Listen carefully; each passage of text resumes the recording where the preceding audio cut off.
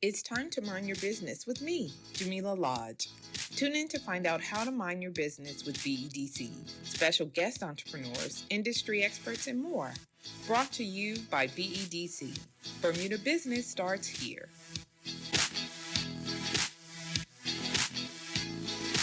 So, welcome to Mind Your Business. I am your host, Jamillah Lodge, and you are Greg Wilson, founder of Food Force. Yes. How are you? I'm doing wonderful. I'm so glad to have you here. So today we're going to talk a little bit about your journey. You have been an entrepreneur. I knew you way back when from Greg's Steakhouse, right? Yes. Which I miss.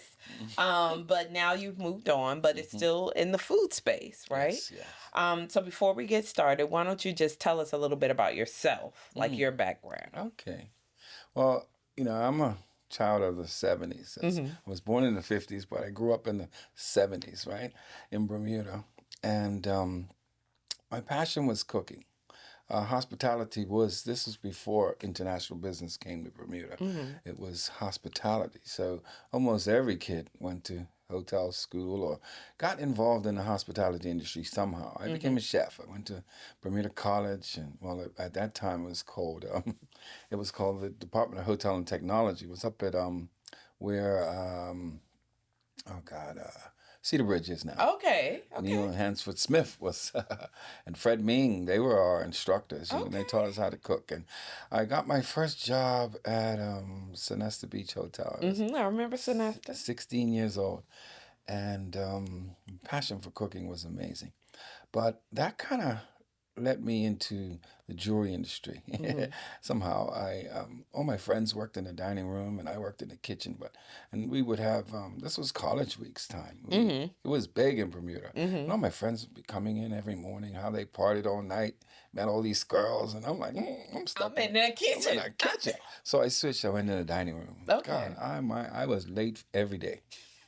So the maitre d' one day gave me my paycheck. Said, "Listen, go buy yourself a watch, because if you come to work tonight without a watch, I'm gonna fire you because you're late." So I go to Ashford Dickinson. I buy a watch, and this was the digital era, just beginning, when the LED watches, you press the button and they light up. Well, I bought one of those, and after a few months, I'm showing off my first purchase, my first piece of jewelry.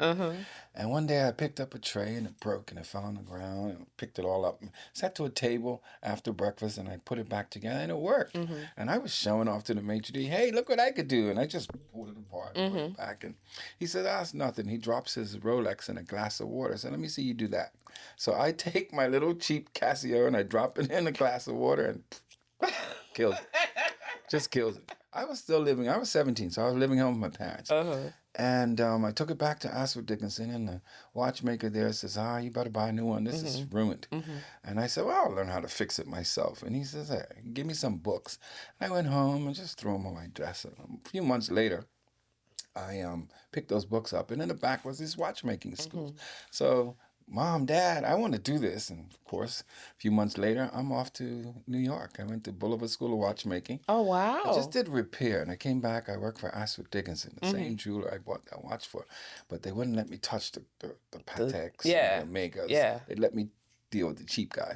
So I complained, and they sent me to Switzerland for 2 years. Nice. I became a master watchmaker. I never knew that. Yeah. And then I had my own jewelry store. I opened my own jewelry store in 1982. And I had that for 10 years. Okay. From 92. And when 92 came around, I decided that I wanted to go back into the hospitality industry. And I went back to work in the restaurant business. Okay. Went back to work at Waterlot Inn and then Pompano Beach Club. I was the restaurant manager there. Okay. And when I left Pompano, that's when I started Greg's Steakhouse. Okay. I started Greg's Steakhouse, and because my passion for food was always there, right? And I had Greg's Steakhouse for 12 years. 12 years we had Greg's Steakhouse. And then when we closed Greg's Steakhouse, I was home with my family, really. And we got into the vacation rental business. So we converted a lot of our units into vacation rentals. And we did that for right up until 2000. Okay. Actually, longer than that. 2012 is when we started that. By that time, we had closed Greg's Steakhouse. And so then we're in the vacation rental business for about 10 years. Mhm. And then COVID came. Mhm. And my kids, my niece, my son, my nephews, they decided that they wanted to make a difference. They wanted to do something special. And I had always grown. I had Mhm. grown herbs, had grown food, always, all my life. Mhm. And so they noticed how people were coming to me to get vegetables Mhm. from out of my backyard. And so they said, we want to do something special. So one Christmas around, it was in 2020, Christmas of 2020. Um, COVID was Yeah. just kind of ending. Yeah. And we decided that we would create Food Forest. Mhm. That's how Food Forest came about. And I said to them, I said, if you go this route, you got to go all the way, Right. right? Now, these kids are young. All of them were at that time under the age of 25. Okay. And I said, you got to learn. You got to learn, right? You got to study. And so we started right in our backyard. Mhm. We started planting seeds, just planting seeds Mhm. and nurturing them and making sure that they became healthy. And I taught them I studied mycology. Mhm. Uh, So the seeds that you planted, were they any specific type, or did you they were have to flowers. flowers? They were flowers. Okay. They were flowers. I said, okay, you want to plant? Get some seeds. Yeah. And so they came back with flowers. So I said, okay, well, let's do flowers. Right. Okay. So we started planting these flowers in January. And about 2 months later, Mhm. by March, Mhm. they were blooming. They Blooming. were big, Yeah. right? So I said, well, what do you want to do? I said, well, let's plant some vegetables. So we all planted vegetable Mhm. seedlings. And out of our backyard, every Saturday, we would go up to Church Bay Mhm. and we would put up a tent, tables, and we would sell these seedlings. Okay. Just vegetable seedlings and Mhm. flower seedlings. Mother's Day was amazing. We had whole tables full of different types of flowers Mhm. that we had grown. Mhm. And so we sold them right there along the roadside every single Saturday. We did that for a whole year. Okay. And then we were offered the opportunity to take over these greenhouses. There were two greenhouses in Southampton and Mhm. Franks Bay Mhm. that were empty. And the owner approached me and said, hey, I like what you guys are doing there. I have these greenhouses. I really can't, don't know what to do with them. Right. Would you like to try it? And that's how Food Forest was born. I love that. Yeah. I love that. So it sounds to me like you trying to teach Kids. your kids Yeah. how to do this food farming Yeah. properly, and then being able to sell on the roadside expose you to this opportunity with Yes. the The greenhouses, greenhouses. right. So how is utilizing the greenhouses different from what you were doing in your backyard? How did it differ technique wise? Techniques stayed the same. Okay. The environment changed. Mm-hmm. For instance, it never rained inside the greenhouse.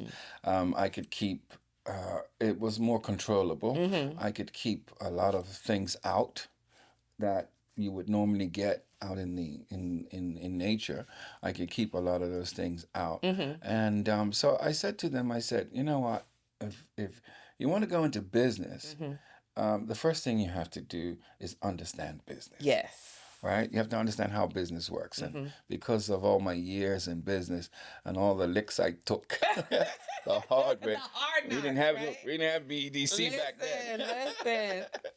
Okay, I learned Yeah. a lot of lessons, about business. So I said to them, you first you must be trained. You got Mm-hmm. to do training. So we train every month. Mm-hmm. We train online. Okay. I that's a YouTube University, I'm Yeah, telling that's you. something that I really encourage the Mm-hmm. kids to do. Like right now, all of them are undertaking this program, one that I did Mm-hmm. online, called the Soil Food Web. And Okay. that teaches them mycology. It teaches them microscopy, What which are is these words you're saying? mycology is the study of fungi, Okay. bacteria, and Uh-huh. fungi, and microscopy is how you identify them under a microscope. Mm-hmm.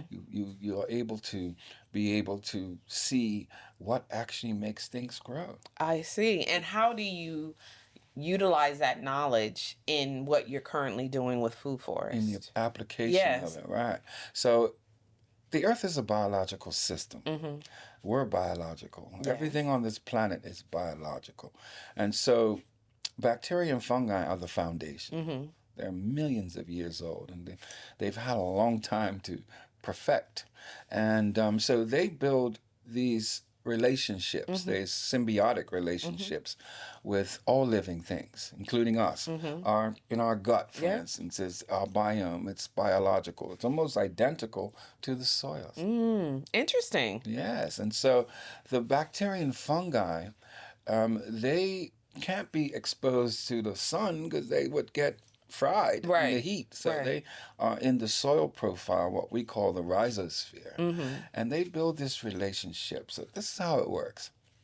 The plant will open its leaves early in the morning. Mm-hmm. When those birds start to chirp and the roosters crow, those Mm-hmm. frequencies cause these little tiny little eye-shaped uh, orifices Mm-hmm. on underneath the underside of most leaves. Mm-hmm. They open. And Okay. when they open, they absorb atmospheric gases Mm-hmm.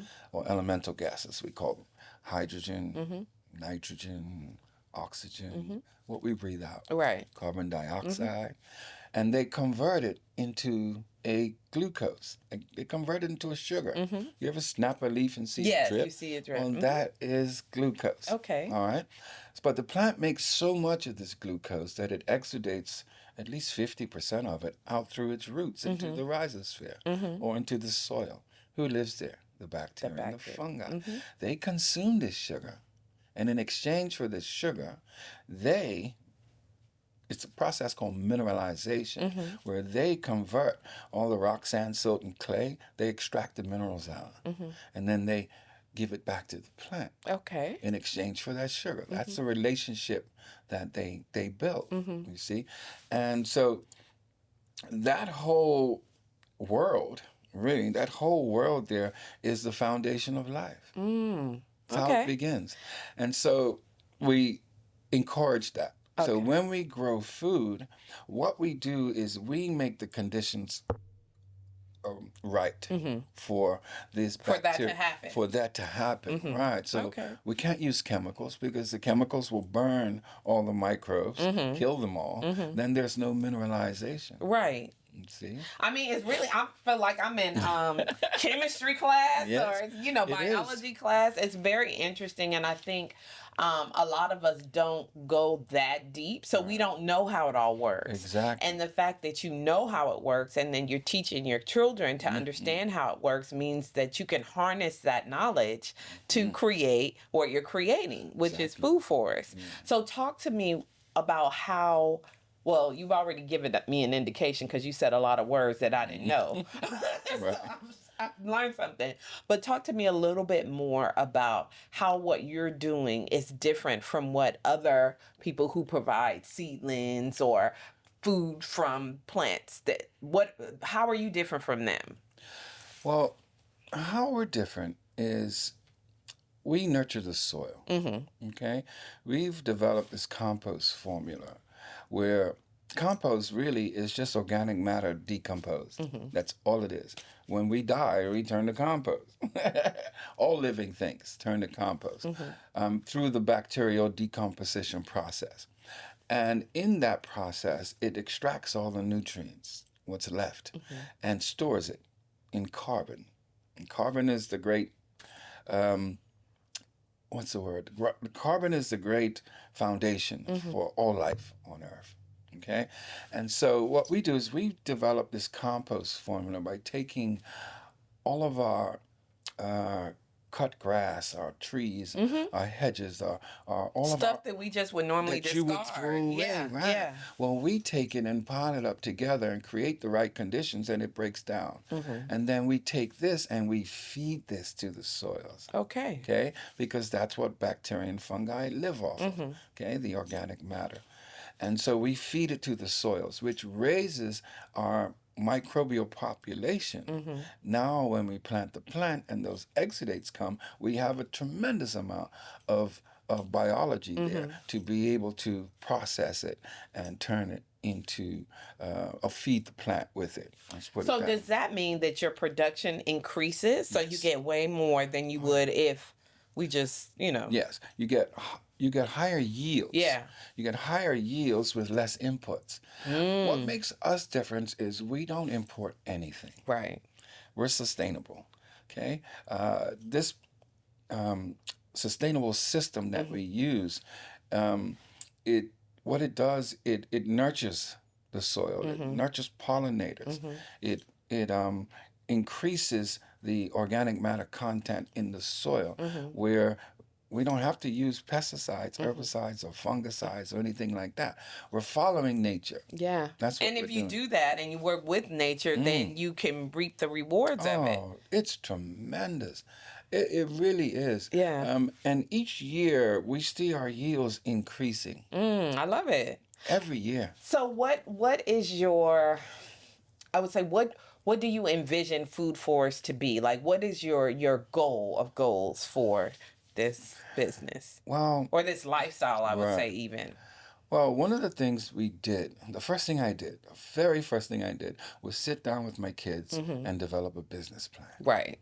Because I teach them all the time. People don't plan to fail, they just fail to plan. Yeah. So we sat down and we developed a 5-year plan where we could take food forests from inception Yeah. to in 5 years be a household name. Yeah. Okay. What year are we in now? We're in year 4. Ah! Yeah, we're in year 4. We're in year 4, and we revisit this business plan every month. Yeah. And we check the boxes. We've checked the boxes. So one of the first goals was to create a sustainable system. We checked the Check. box. Yeah. Yes. We wanted to supply restaurants and hotels and supermarkets. Check. We wanted to grow healthy, nutritious food. Check. We wanted to develop a compost system. Check. Yeah. Okay. The last piece of the puzzle is the educational component. Our goal is to develop an educational facility here on the island. Okay. Using one of the schools that's closing Yeah. or closed and convert it into a compost and market garden system where students from elementary and high school can come one day a week and learn agronomy. About the micro. Yeah, they can learn agronomy, they can learn horticulture, they can learn agriculture, they can learn these and turn them into producers. Yeah. That's the goal.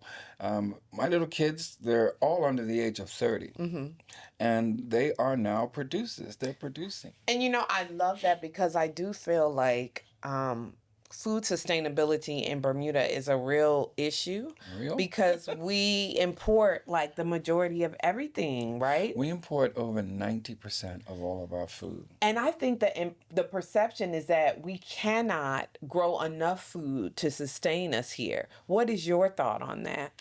Well, I come from an era when we did. Yeah, right? We used to do that. Yes. Now, mind you, it's more people now, but... Doesn't matter. I mean, in my lifetime, we had food security. Yeah. When I grew up, from the time I can ever remember, we all had food. There was enough food around where we had a little vegetable cart that would come in our neighborhoods and he'd blow his whistle and all the kids would run out and get vegetables. Mom would say, hey, go buy this, go get this. And that was how we survived. And Right. every single house in our neighborhood had a garden, and we would share our food. My father was a butcher. He was many things, but one of the things Just he like really you, did, right? Yeah, So you got it right. I did.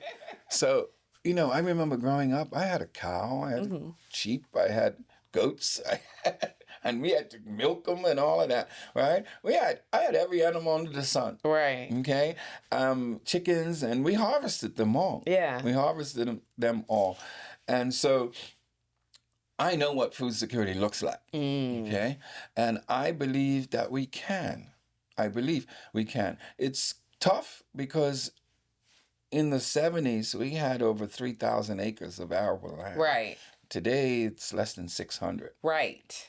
But the key is not so much how much land It's you how you have, use it, it's huh?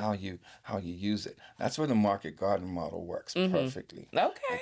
It's small scale but high intensity. Yeah. Okay, I'm looking here and it says where you are now, your new site produces around 30,000 1,000 pounds pounds of organic fruits and vegetables every every year. year. That seems like so much to me, It's right? really not. It's very not. It's really not. Yeah. It's really not. We could literally quadruple that in 2 years. Really? We could quadruple that. And what do you need to do that? Well, we need to develop the compost Yeah.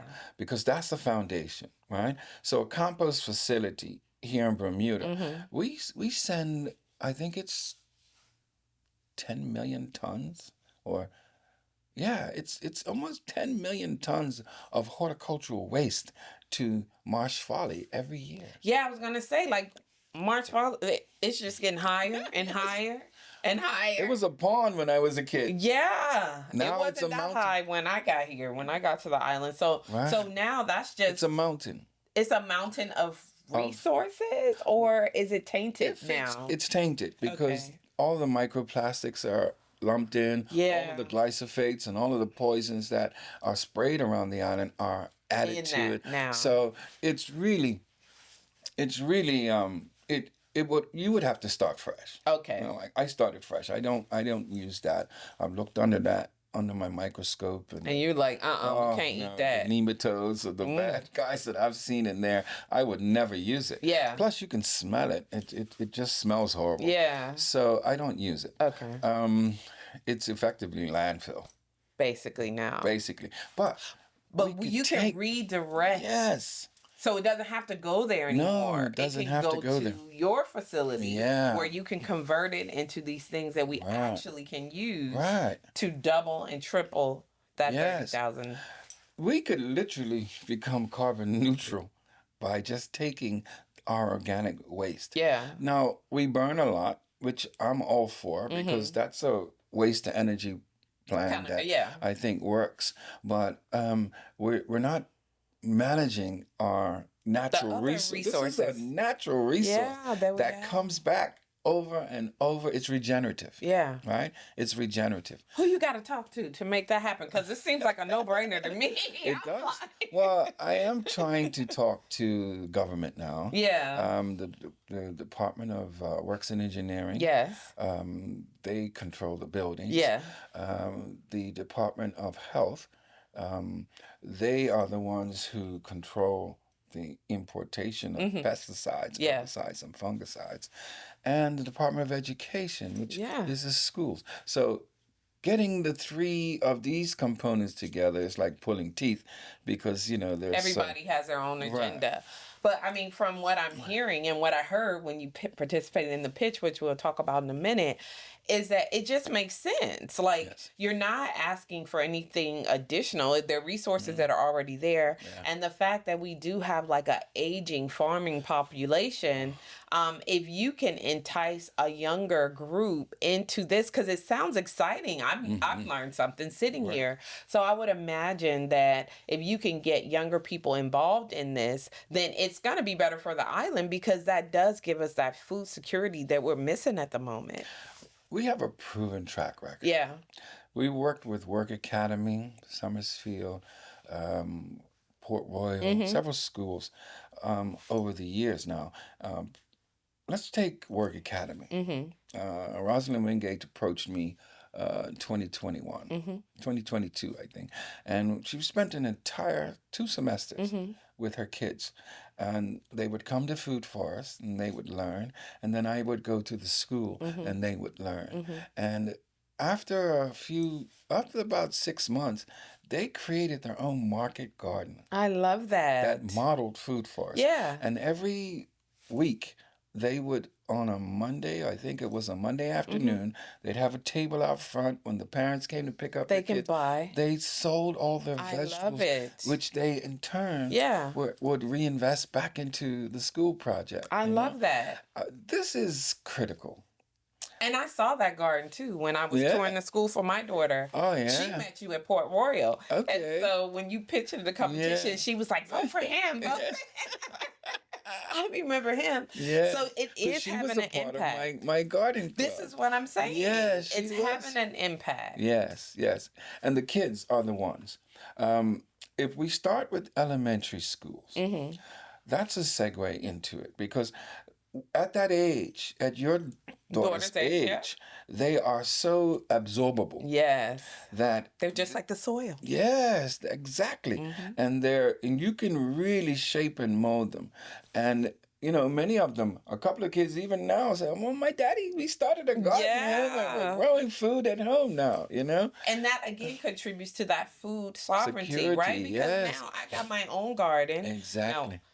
I got some land back there at my house Right. that's supposed to be a garden, but we probably need to go take a couple of classes because it's not doing much.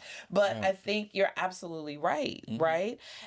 If you ignite that passion, Yes. then it's transferable to the parents because we get so bogged down and we're busy. You got international business. You're not Yeah. thinking about that. You just need to go to the grocery store, get what you need to Right, get. what you And get. right. Right. However, if you can switch and change how you think about the food that we consume, we know that food grown here tastes better It's much than better. the food that we purchase, It's more right? nutrient dense. Yeah. The food, when you're growing food biologically instead of chemically, your food is nutrient dense. This is a $300 million a year industry. That's how much money we spend that leaves our shores every year. Every year. Every year. It just goes. And when they rise the price, more. More It just goes. it Yeah, we flows just one pay it. direction. Yeah. It just flows out. Yeah. And that really puts us in a crisis. Because we know what it's like when things get tight. Yeah, we do. We had an example of that during COVID. You can only go to the store on the day Yep. that your last name started. Exactly. Remember that? I do. I do. For the first time in my life, that ever happened. Right. You see, but even during those periods, I had food. You have food already. I had You didn't have food. to worry about it. He's And like, people- nah, you can use my day. Yeah, and people were coming to me. Yeah. Like, you know what? I need this. I want Yeah, this. You see. yeah, yeah. So food security is something that's really overlooked. I mean, it's almost no one talks about it. I mean, you hear about it, you talk about it, but at the end of the day, it's like, well, what can I do about it? How can I fix the problem? Right. But it sounds to me, based on what you're doing, that you have like a workable Have the answer. solution that you have already Regenerative agriculture is the answer done. Okay, now. because we don't have to import anything. That's right. We have certain parts of our government talking to, for instance, BEDC, Yes. talking to hydroponic growers from Denmark or somewhere. Yeah. Growy, I think it is. That's unsustainable. Automatically, it's unsustainable. Many think that there's several ways that we can fix this, and some think that hydroponics can fix that, but go around and check all the hydroponic growers in Bermuda. They've shut down. That's interesting. They've shut It's down. definitely You know why? The cost of doing it? Well, that's one, but the reason is a plant needs 16 minerals to be healthy, right? And when you are using a hydroponic system, They aren't able to you're get only giving them maybe 3 or 4. I see. So the plant does not become healthy. It stunts its growth. It definitely not nutrient dense. And then the associated costs with growing in a hydroponic system. I think it's, to me, and this is my opinion, Yeah. it's like being in a hospital on a drip. That's exactly what happens. Yeah. And then of course the you don't get the full growth of the plant, so you end up with these micro plants. Oh, I see what you're saying. They're small. I think the issue is, you're right. Like, food sovereignty and food sustainability is being talked about, and we're looking for solutions. And I think what you're saying is, I think I have a solution that could work, which is localized. So let's consider it. Let's try it. Let's see if we can do it. It does work. Because you've proven that Yeah, it's worked. we have a proven model. I mean, we service over 35 different restaurants. Yeah. 3-4 hotels. Yeah. Every single week. That's pretty impressive. So look, I can talk. We are like done on time, Right. but I want to talk a little bit about the competition, the Wave of Opportunity competition that you Yes. participate in Hmm. during Global Entrepreneurship Week. Um, because, like you said, you're telling me this. I'm like, yeah, let's do it, right? So as part of that competition, you got a chance to pitch this Yes. to the public, to others who may not have been exposed to Food Forest. Firstly, what was that experience like? And you won. Hmm. So, I think, well, I big hats to BEDC because you're opening up opportunities or providing opportunities for young, fresh entrepreneurs to actually get into business, right? Of course, small business is the foundation of every community. It really is. And what you're doing there is perfect. Um, for me, it was about showing these kids that they could do it. That's why I brought them up on stage so that they and I can be love that. exposed to it. I love that. Every one of them are under 30, and that's only half. The other half are overseas or were somewhere else. And one of the things I did was I turned this into an LLC. So these kids now are directors and officers, Yes. something they've never been exposed to. And we're going to take Ebony, who's our accountant. She's going to take part in some of the BDC accountancy good. programs Yeah. that you have available. Yeah. We've already signed her up. So Oh, great. yeah, we're looking forward to that. Yeah. Because you can mind your business. Listen, because if you don't, who will? That's right. But no, I personally think that when you're put in scenarios where you get to pitch your idea to people who may never have heard it, and then they respond positively enough to say, hey, we think this is a great idea. Here, you get the $25,000 to reinvest in your business. It's a testament that you are on the right track. Now, you already know because you've been at this for 4 years already, and people have shown you through purchasing, through getting you to come and do programs at the schools, et cetera, to you being able to supply the hotels and all of that. So you know that it works. Yeah. And sometimes being able to say to a broader audience, if you will, because, it was on live and all that, can help you get to that next level where you want to be, right? Exactly. Which is creating that facility and hopefully those powers that be that control that type of capital that you need, right? You need the school, you need the facility, are listening and can see